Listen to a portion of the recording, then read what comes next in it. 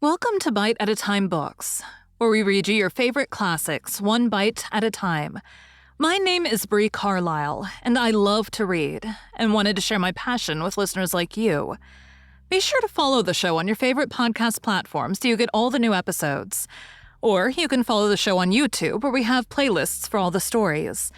You can find us on all the social medias at Bite at a Time Books, or on our website, biteatatimebooks.com, where you can also sign up for our newsletter for more information on what we're reading and what's coming next for the podcasts. We're part of the Bite at a Time Books Productions Network. If you'd also like to hear what inspired your favorite classic author to write their novels, and what was going on in the world at the time, check out the Bite at a Time Books Behind the Story podcast, Tuesdays, wherever you listen to podcasts. Today we'll be continuing Dracula by Bram Stoker. Chapter 20. Bite 2. There was, at present, nothing to be learned from the Piccadilly side, and nothing could be done. So I went round to the back to see if anything could be gathered from this quarter. The mews were active, the Piccadilly houses being mostly in occupation. I asked one or two of the grooms and helpers whom I saw around if they could tell me anything about the empty house. One of them said that he heard it had lately been taken, but he couldn't say from whom. He told me, however, that up to very lately there had been a notice board of for sale up, and that perhaps Mitchell, Sons and Candy, the house agents, could tell me something, as he thought he remembered seeing the name of that firm on the board. I did not wish to seem too eager, or to let my informant know or guess too much, so thanking him in the usual manner, I strolled away. It was now growing dusk, and the autumn night was closing in, so I did not lose any time. Having learned the address of Mitchell, Sons and Candy from a directory at the Berkeley, I was soon at their office in Sackville Street. The gentleman who saw me was particularly suave in manner, but uncommunicative in equal proportion. Having once told me that the Piccadilly house, which throughout our interview he called a mansion, was sold, he considered my business as concluded. When I asked who had purchased it, he opened his eyes a thought wider, and paused a few seconds before replying, "It is sold, sir." "Pardon me," I said, with equal politeness, "but I have a special reason for wishing to know who purchased it." Again he paused longer, and raised his eyebrows still more. "It is sold, sir," was again his laconic reply. "Surely," I said, "you do not mind letting me know so much." "But I do mind," he answered. "The affairs of their clients are absolutely safe in the hands of Mitchell, Sons and Candy." This was manifestly a prig of the first water, and there was no use arguing with him. I thought I had best meet him on his own ground. So I said, "Your clients, sir, are happy in having so resolute a guardian of their confidence. I am myself a professional man." Here, I handed him my card. "In this instance, I'm not prompted by curiosity. I act on the part of Lord Godalming, who wishes to know something of the property which was, he understood, lately for sale." These words put a different complexion on affairs. He said, "I would like to oblige you if I could, Mr. Harker, and especially would I like to oblige his lordship. We once carried out a small matter of renting some chambers for him when he was the Honorable Arthur Holmwood. If you will let me have his lordship's address, I will consult the house on the subject, and will, in any case, communicate with his lordship by tonight's post. It will be a pleasure if we can so far deviate from our rules as to give the required information to his lordship." I wanted to secure a friend and not make an enemy, so I thanked him, gave the address at Dr. Seward's, and came away. It was now dark, and I was tired and hungry. I got a cup of tea at the Aerated Bread Company, and came down to Purfleet by the next train. I found all the others at home.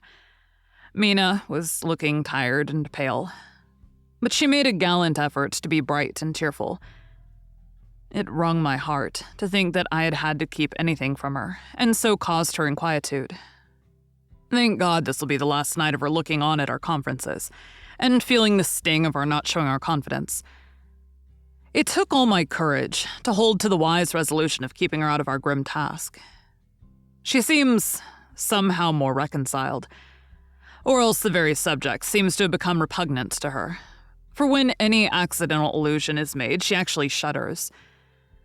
I'm glad we made our resolution in time, as with such a feeling as this, our growing knowledge would be torture to her. I could not tell the others of the day's discovery till we were alone. So after dinner, followed by a little music to save appearances even amongst ourselves, I took Mina to her room and left her to go to bed. The dear girl was more affectionate with me than ever, and clung to me as though she would detain me. But there was much to be talked of, and I came away. Thank God the ceasing of telling things has made no difference between us. When I came down again, I found the others all gathered round the fire in the study. In the train, I had written my diary so far, and simply read it off to them as the best means of letting them get abreast of my own information.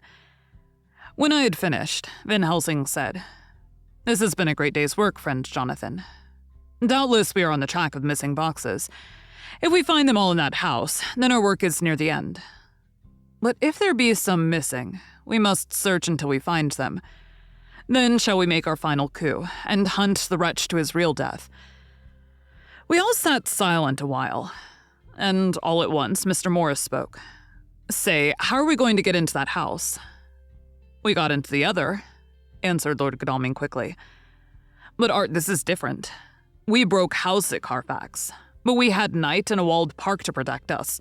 It will be a mighty different thing to commit burglary in Piccadilly either by day or night. I confess I don't see how we're going to get in unless that agency duck can find us a key of some sort. Perhaps we shall know when you get his letter in the morning." Lord Godalming's brows contracted, and he stood up and walked about the room. By and by, he stopped and said, turning from one to another of us, "Quincy's head is level. This burglary business is getting serious. We got off once all right. But we have now a rare job on hand, unless we can find the Count's key basket." As nothing could well be done before morning, and as it would be at least advisable to wait till Lord Godalming should hear from Mitchell's, we decided not to take any active step before breakfast time. For a good while, we sat and smoked, discussing the matter in its various lights and bearings. I took the opportunity of bringing this diary right up to the moment. I am very sleepy and shall go to bed. Just a line. Mina sleeps soundly, and her breathing is regular. Her forehead is puckered up into little wrinkles, as though she thinks, even in her sleep. She is still too pale, but does not look so haggard as she did this morning. Tomorrow will, I hope, mend all this. She will be herself at home in Exeter. Oh, but I am sleepy. Dr. Seward's diary. 1 October. I'm puzzled afresh about Renfield. His moods change so rapidly that I find it difficult to keep touch of them. And as they always mean something more than his own well-being, they form a more than interesting study. This morning, when I went to see him after his repulse of Van Helsing, his manner was that of a man commanding destiny. He was, in fact, commanding destiny, subjectively. He did not really care for any of the things of mere earth. He was in the clouds and looked down on all the weaknesses and wants of us poor mortals. I thought I would improve the occasion and learn something, so I asked him, "What about the flies these times?" He smiled on me in quite a superior sort of way. Such a smile as would have become the face of Malvolio. As he answered me, "The fly, my dear sir, has one striking feature. Its wings are typical of the aerial powers of the psychic faculties. The ancients did well when they typified the soul as a butterfly." I thought I would push his analogy to its utmost logically, so I said quickly, "Oh, it is a soul you are after now, is it?" His madness foiled his reason, and a puzzled look spread over his face as, shaking his head with a decision which I had but seldom seen in him, he said, oh no, I want no souls. Life is all I want." Here he brightened up. "I'm pretty indifferent about it at present. Life is all right. I have all I want. You must get a new patient, doctor, if you wish to study zoophagy." This puzzled me a little, so I drew him on. "Then you command life. You are a god, I suppose." He smiled, with an ineffably benign superiority. Oh no, far be it from me to arrogate myself to the attributes of the deity. I am not even concerned in his especially spiritual doings. If I may state my intellectual position, I am, so far as concerns things, purely terrestrial, somewhat in the position which Enoch occupied spiritually. This was a poser to me.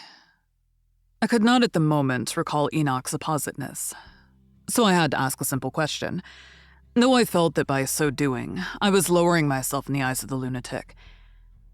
And why with Enoch? Because he walked with God. I could not see the analogy, but did not like to admit it, so I harked back to what he had denied. So you don't care about life, and you don't want souls. Why not? I put my question quickly and somewhat sternly, on purpose to disconcert him. The effort succeeded. For an instant, he unconsciously relapsed into his old servile manner, bent low before me, and actually fawned upon me as he replied, I don't want any souls. Indeed, I don't. I couldn't use them if I had them. They would be no manner of use to me. I couldn't eat them, or... He suddenly stopped, and the old cunning look spread over his face, like a wind sweep on the surface of the water. And, Doctor, as to life, what is it, after all? When you've got all you require, and you know that you will never want, that is all. I have friends, good friends, like you, Dr. Seward. This was said with the leer of inexpressible cunning. I know that I shall never lack the means of life. I think that through the cloudiness of his insanity, he saw some antagonism in me, for he at once fell back on the last refuge of such as he, a dogged silence. After a short time, I saw that for the present it was useless to speak to him. He was sulky, and so I came away. Later in the day, he sent for me. Ordinarily, I would not have come without special reason, but just at present, I am so interested in him that I would gladly make an effort. Besides, I'm glad to have anything to help pass the time. Harker's out, following up clues, and so are Lord Godalming and Quincy. Van Helsing sits in my study, poring over the record prepared by the Harkers. He seems to think that by accurate knowledge of all details, he will light upon some clue. He does not wish to be disturbed in the work without cause. I would have taken him with me to see the patient, only I thought that after his last repulse, he might not care to go again. There was also another reason. Renfield might not speak so freely before a third person as when he and I were alone. Thank you for joining Bite at a Time Books today. Well, we read a bite of one of your favorite classics. Again, my name is Bree Carlile, and I hope you join us tomorrow for the next bite of Dracula. If you enjoyed our show, be sure to follow us so you get all the new episodes. We would also love for you to drop us a rating on your favorite podcast platform. You can catch us on all the social medias at Bite at a Time Books, or check out our website, biteatatimebooks.com, where you can sign up for our newsletter. Our show is part of the Bite at a Time Books Productions Network. If you would also like to hear about the authors who write the books we read on the show, check out the Bite at a Time Books Behind the Story podcast, wherever you listen to podcasts, or on biteatatimebooksbehindthestory.com.